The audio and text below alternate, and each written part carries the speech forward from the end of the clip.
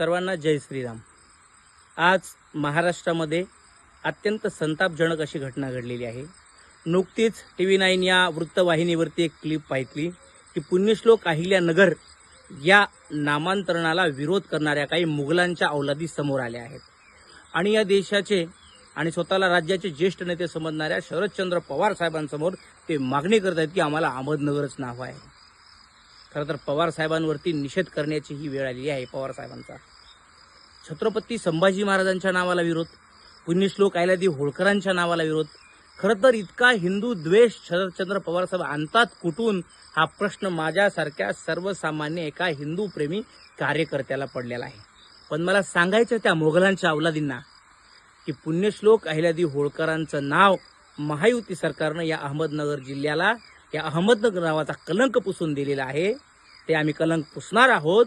अहिल्यानगर हेच नाव राहणार आहे। आम्ही सगळे अहिल्याप्रेमी आज शरदचंद्र पवारांचा आणि या मोगलांच्या अवलादींचा जाहीर निषेध करत आहोत।